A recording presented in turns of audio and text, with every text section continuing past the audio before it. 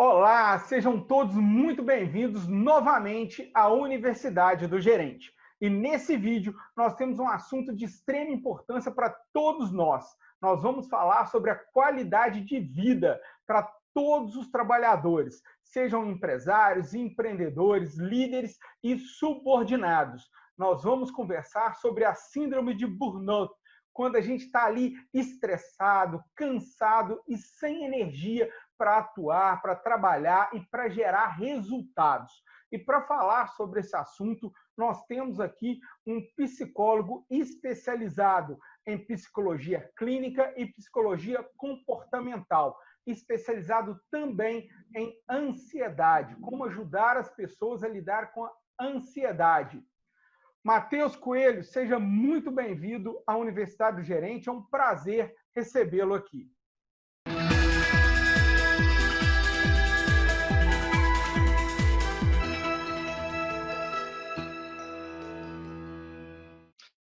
É uma honra, um prazer totalmente meu estar aqui com vocês, falar com você, Júlio, com a sua audiência linda aí que está nos ouvindo, para a gente conversar sobre esse assunto. Talvez, sobretudo nessa época, um dos assuntos mais importantes, que é falar sobre ansiedade, falar sobre estresse, falar sobre qualidade de vida. Como que a gente pode ter uma qualidade de vida melhor no trabalho? E agora em home office, eu acredito que tem muitas pessoas aí nos ouvindo que estão trabalhando em casa. Como que a gente pode identificar essa síndrome, se a gente está passando por períodos que precisa de ajuda ou não? Vai ser um prazer conversar com vocês. Ótimo, Matheus. Todos nós aqui da Universidade do Gerente nos sentimos honrados com a sua presença. É um prazer tê-lo aqui. Tenho certeza que você vai compartilhar um conhecimento de extrema importância para todos. E antes aí da gente entrar exclusivamente na questão da síndrome em si, né? Vamos falar um pouquinho sobre ansiedade. O que é ansiedade? O que é ansiedade relacionada ao mundo do trabalho, em especial nesse momento que a gente está passando, no momento de pandemia, né? Onde acaba florando ainda mais a ansiedade, porque a gente não tem tanta certeza do futuro, não é mesmo, Matheus? Exatamente, muito bom. A ansiedade, falando dessa emoção, é válido falar que a ansiedade é uma emoção natural. E seria ruim falar que todo mundo tem ansiedade e todo mundo vai viver ansioso pro resto da vida. Mas isso não é verdade. Nós temos o privilégio, na verdade é um privilégio mesmo, tá, Júnior? De ter a ansiedade como parceira. Às vezes a gente olha para a ansiedade como uma vilã. A gente olha, porque tem uns termos que a gente fala assim, esse termo aqui, ó, esse termo aqui eu não quero nem ouvir, porque eu sei que traz doença, eu sei que traz sensações ruins. Mas a ansiedade, ela não tem que ser uma sensação ruim. Na verdade, ela é uma preparação para novos desafios. O corpo, ele nos avisa, e o nosso corpo ele é todo programado para isso, ele nos avisa que a gente precisa preparar para o que está por vir. Como lidar com a ansiedade no trabalho? A ansiedade, como disse, é uma emoção natural, todo mundo tem. Logo, ela não é considerada doença, porque se todo mundo tem, isso não é doença.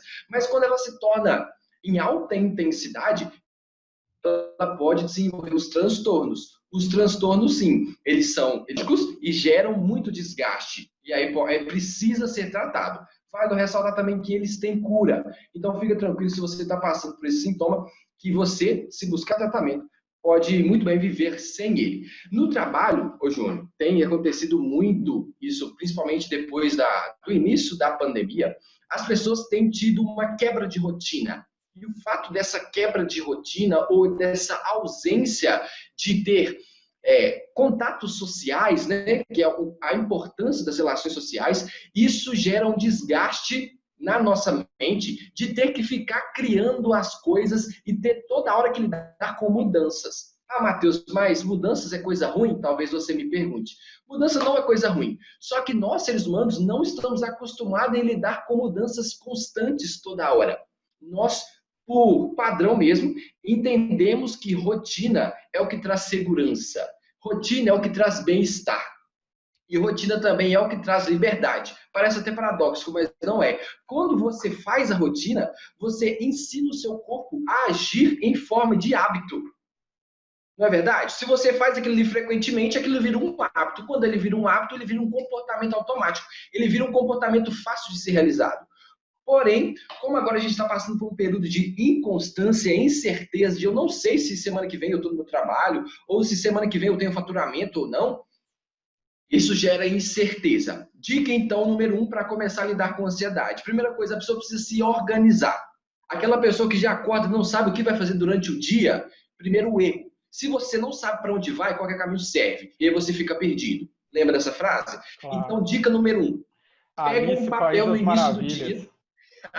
Exatamente. Pega um papelzinho, ó, isso aqui é na lata, funciona. Pega o papel e coloca assim as 3 ou 4 atividades mais importantes do dia. Aquelas que você não pode finalizar o seu dia sem realizar.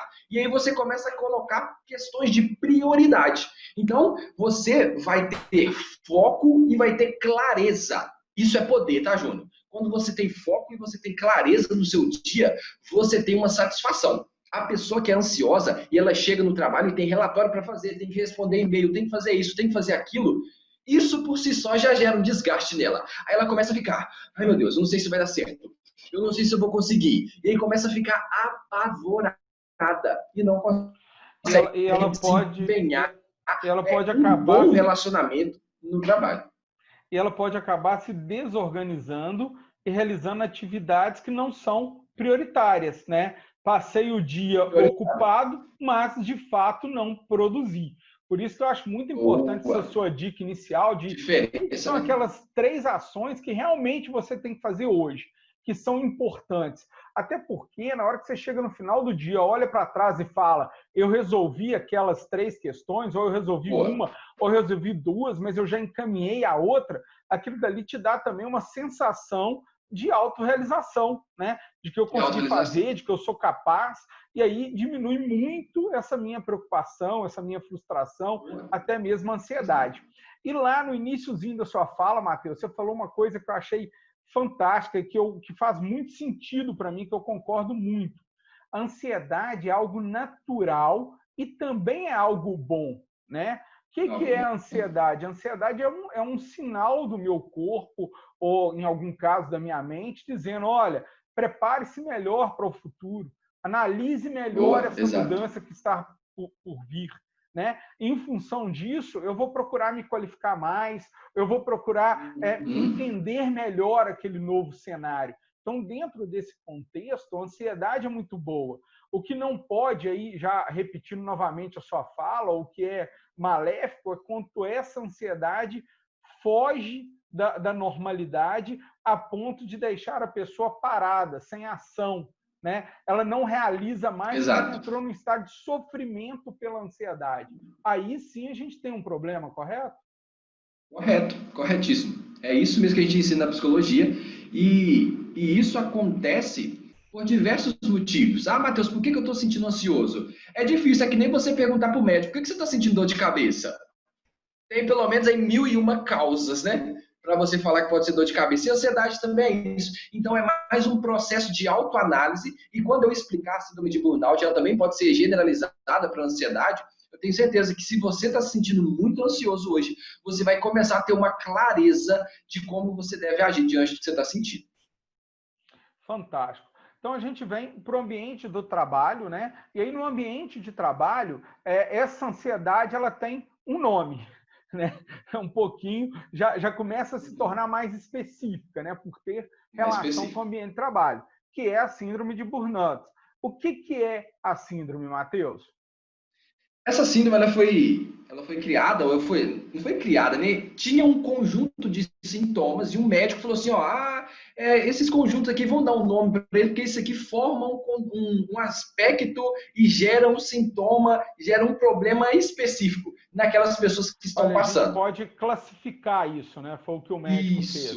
E o que eu acho mais interessante aí de fazer uma observação é que geralmente a doença leva o nome do médico, né? Então fica parecendo que o sobrenome dele seria burnout. Mas não é isso.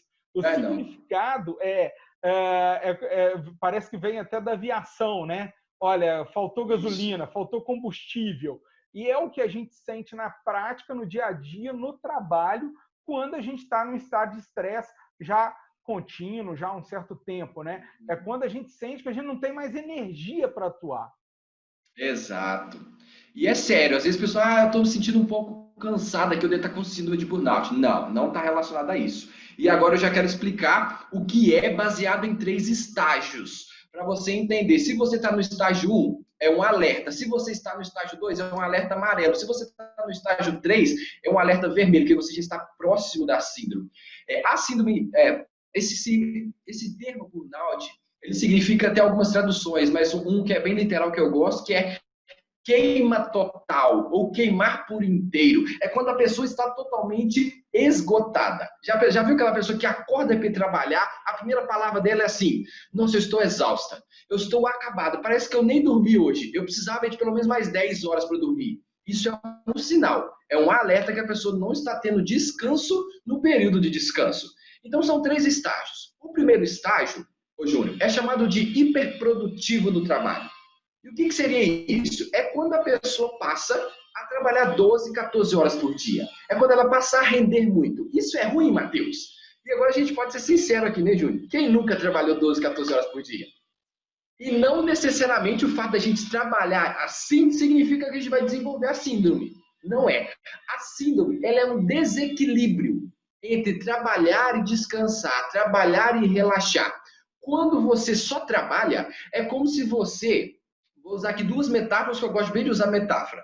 É como se você só enchesse de pressão a panela de pressão. Se você só enche de pressão, você só trabalha, só trabalha. Se não tem nenhuma válvula para fazer uma hora ela escolhe. O que acontece com ela? Explode.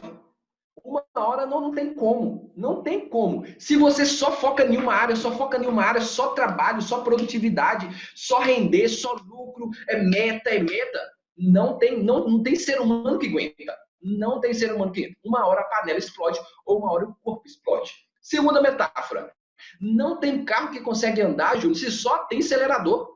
Só quer acelerar, meu amigo. Só passa a quinta, não tem quinta, mas ele quer passar marcha, acelera mais, acelera. E aí que é a importância de você ter um freio, é a importância de você ter uma embreagem que precisa maciar a vida. E um aprendizado muito importante. Às vezes, Júlio, dar ré nem sempre é voltar para trás. Dar ré, às vezes, é só você contornar um obstáculo para você chegar mais longe. Então, a gente precisa entender esses aspectos da vida para a gente ter uma qualidade de vida muito mais saudável. Então, o primeiro ponto é hiperprodutividade do trabalho. Eu ressalto, e não quero ser hipócrita. Trabalhar muito? Tá ok, pode trabalhar. Mas você precisa se alertar para os próximos estágios que eu vou seguir aqui. E observar Quer comentar alguma coisa? Que cada pessoa vai ter uma métrica diferente, né? Um trabalha 12 horas por dia, 10 anos, se sente super bem, super feliz, porque ele consegue nas outras horas descansar ou ter um lazer num final de semana que o relaxa completamente, ou até mesmo o próprio trabalho ele vê como lazer, né? E consegue se descansar ali, enquanto outras pessoas, talvez com 6, 8 horas em determinado tipo de trabalho, já não aguente mais, né? Então, lembrar que não existe uma métrica uniforme para todo mundo, né? Cada um tem a sua métrica, por assim dizer. E a sua métrica também vai mudar pelo seu estado, né, de vida, pelo que você está passando na vida pessoal também, pelo momento de vida que você está. Então, são muitas variáveis, não é isso, Matheus? Muitos variáveis. E eu gosto de citar exemplo, vou usar diversos, ainda bem que a gente está num contexto falando para uma audiência que gosta de líder, gosta de empresário, empreendedores. Flávio Augusto, por exemplo, dono da WhatsApp, do Orlando City, ele fala constantemente que ele trabalha 14 horas por dia. Mas não é sacrificante, não é algo estressante a ponto de gerar esse esgotamento. Porque ele faz o trabalho com momentos de prazer, momentos de relaxamento, momentos de relações sociais fortes. Eu vou falar mais isso na parte do tratamento. Mas então esse é o primeiro estágio. Se a pessoa está trabalhando muito, liga um alerta aí para ver se o seu corpo e sua mente não está te dando aviso nenhum. Porque o segundo estágio é exatamente esse. Começam a surgir sinais de irritabilidade e de ansiedade. O que são esses sinais? A mente e o nosso corpo começam a nos avisar. Talvez agora você não está conseguindo ter uma concentração no trabalho como você tinha antes. Talvez agora você já está esquecendo as coisas, a memória já não está funcionando, ou você está tendo problemas de insônia, alimentação, começa a surgir manchas na pele, queda de cabelo, você começa a ter problemas no relacionamento com coisas que antes você não brigava, qualquer coisinha te incomoda agora. Então, quando a pessoa começa a entender, e essa autoanálise é muito importante, de que o corpo está dando aviso para ela de que agora eu estou ficando muito irritada, estou encontrando problema, qualquer coisa, a pessoa fica muito impaciente. Ela começa a não ter paciência para as coisas mais. Quando ela vê um erro no trabalho, ela já fica já descontrolada, ela já quer discutir, ela já quer brigar. Isso começa a ser sinais de esgotamento. E aí tem outros sinais que a gente vai falar agora no terceiro estágio. Você tem alguma coisa para complementar desse segundo? Faz sentido para você? Eu acho que faz muito sentido, Matheus. Eu observo muito isso na realização de consultorias e no treinamento, né, no coaching de empresários e líderes. É quando a gente vê que assim, o que antes o líder relevava, o gestor relevava, agora se a equipe comete aquele problema, comete aquele erro, a coisa toma uma proporção gigantesca. Proporção maior. É o famoso, como diria minha avó, né? Tempestade em copo d'água, né? Ou seja, a reação é extremamente gigantesca perto do pequeniníssimo do tamanho que é o problema. E aí vai uma outra regra que a gente sempre fala em gestão, que a gente tem que ter muito cuidado e casa muito bem com essa sua fala, que é quando o gestor começa a julgar, né, as exceções como regra. Mais ou menos assim, eu sou o líder aqui, o Matheus é meu subordinado. Matheus é um funcionário impecável, mas hoje o Matheus chegou 10 minutos atrasado. Em vez de eu pensar assim, nossa, o Matheus nunca atrasou, será que houve algum problema? Matheus, posso te ajudar? Em vez disso, não, eu faço um escarcéu. Eu chamo a atenção do Matheus até na frente dos outros funcionários. Então, assim, isso é muito comum. Eu vejo isso acontecer muito, Matheus, dentro de empresas. Eu sempre converso isso com os gestores. Meu amigo, será que você não está passando um pouquinho da hora de você descobrir algo que possa te relaxar, que possa te esvaziar? Exato, Júnior, você foi no ponto. A mesma fala, a mesma imagem que você fez da panela de pressão, né? Será que está precisando de fazer o... Dá uma relaxadinha, dá uma descansada, porque a reação que você está tendo com a sua equipe vai ter um impacto muito grande na produtividade, né? Vai ter um impacto muito grande na sua forma de liderança e na forma que a equipe vai responder a você. Então, o líder ele tem que ter, e aí a gente vai conversar isso também mais para frente aqui da nossa trilogia, né, Matheus? A gente vai conversar com mais calma, é quando o líder tem que identificar nele mesmo que está na hora dele botar um pezinho no freio e dar uma relaxada, ou, inclusive, identificar isso na própria equipe também. Olha, a minha equipe aqui, quem está precisando de passar por um descanso, quem está precisando de colocar o pé no freio, né? E o nosso papel enquanto líderes é ter muito na nossa mente o impacto da nossa fala, o impacto das nossas reações na moral, na produtividade, né? E no bem-estar da nossa equipe. Então, faz muito sentido para mim o que você tem falado. E só completando esse estágio, eu lembrei agora, eu li uma notícia acho que na revista Veja, que fez todo sentido para mim, que ela diz o seguinte: funcionário feliz, lucro maior. Quando o funcionário está feliz, ele produz muito mais.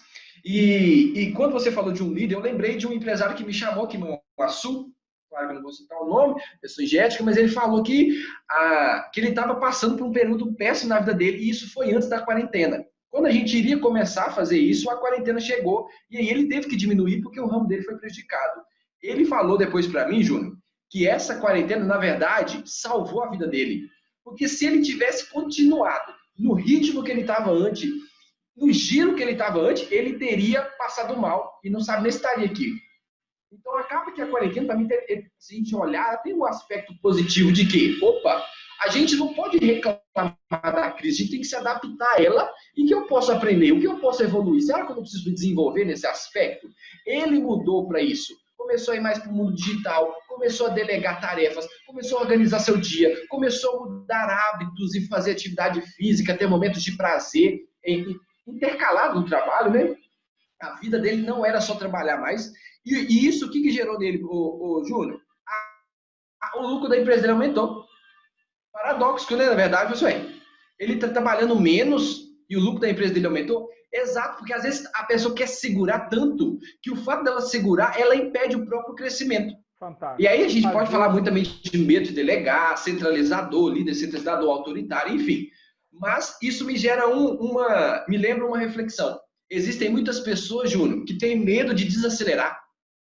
sim, sim, sim, Têm medo de verdade. desacelerar porque acreditam que vão perder tempo, Já estão acreditam que não vão acostumadas conseguir. com aquele alto ritmo e Exato. acreditam que aquilo dali Com é o aquele ritmo, normal. né? Mas o É o corpo tem hora que não está normal. conseguindo acompanhar. Não é normal. O Não corpo está não está conseguindo acompanhando. acompanhar.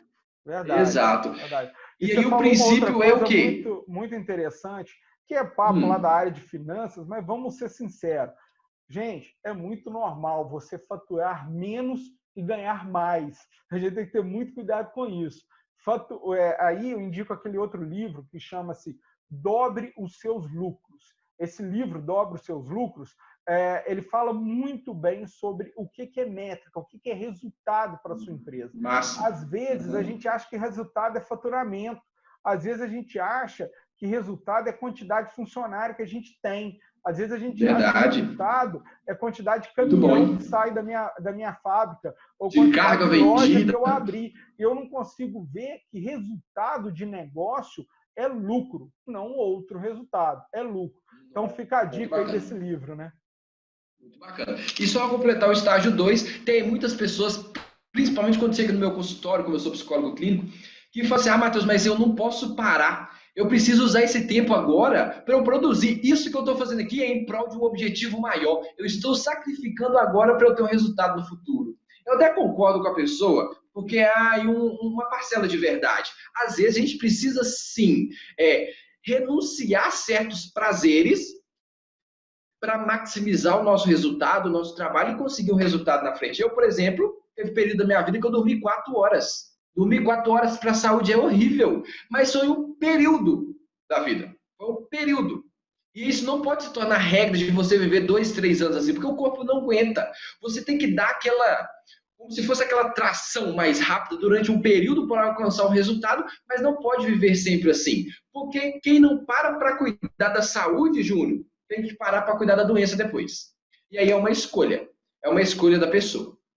Terceiro, vamos para o terceiro estágio. E aqui já é o que finaliza a síndrome em si, que é a exaustão e a apatia. Apatia que é falta de motivação para fazer as coisas. Então, quando a pessoa se sente extremamente cansada e quando ela não se sente mais prazer de ir trabalhar, ela levanta cansada e lembra-se, nossa, tem que trabalhar e vai arrastada. Ela começa a se isolar, ela começa a evitar, ela começa a ficar depressiva e esse transtorno, quando eu falar transtorno aqui, síndrome, entenda-se como sinônimos, tá? Na própria definição muda-se poucas coisas. Mas essa síndrome, ele gera muita depressão, ô Júnior. Ele é um dos preditores para gerar depressão, porque além da pessoa sentir, porque quando ela chega na exaustão e quando ela chega na apatia, começa a surgir passividade, começa a surgir desesperança, desesperança dela, desesperança no mundo, desesperança do trabalho. Ela começa a ver as coisas com um viés negativo, começa a ficar triste em demasia, começa a ficar sem motivação, sem ânimo para fazer as coisas. Aí começa a cortar. Corta o esporte que não pode mais, corta atividades que antes eram prazerosas, como ir à igreja, como fazer algum movimento com a família, como fazer coisas que antes ela conseguia ter uma válvula, mas agora ela acredita, não, eu preciso ficar em casa para descansar. E ela não consegue descansar nunca, porque à noite ela está com insônia, fica esse giro sem fim, e a pessoa tende a entrar na síndrome de burnout. Fez Matheus, sentido? Conseguiu entender? muito sentido, fez muito sentido. Para quem está nos assistindo também, relata aqui para a gente, escreve aqui embaixo qual que é a sua experiência, se você já passou por algo assim, se você já viu alguém passar, qual que é a sua experiência, né? Qual que é a sua vivência. Escreve aqui embaixo para a gente, ou eu, ou alguém da minha equipe, ou o próprio Matheus, né, Matheus? Vai comentar depois, vai poder te ajudar, te auxiliar. Matheus, agora os hábitos mudaram, né? A gente não assiste mais TV aberta como a gente assistia antigamente. Agora é Verdade. Netflix, agora são os programas aí de streaming, né? E tudo mais. Mas até 5 anos atrás, era muito comum a gente falar da síndrome da musiquinha do Fantástico. A Já pessoa ouvi falar. A pessoa estava muito bem, mas na hora que passava aquela musiquinha do Fantástico, aquela musiquinha dizia o seguinte: olha, meu amigo, acabou o seu final de semana e amanhã começa o seu Acabou o sofrimento lazer, de novo. amanhã começa o sofrimento. Amanhã começa o É sofrimento. Então, triste, mas é verdade, acontece ainda. é, fica Acontece aí ainda. um sinal de alerta também, né? Sinal de alerta. E a gente vai Fantástico. falar sobre isso para frente, isso está dentro de um dos tópicos meus.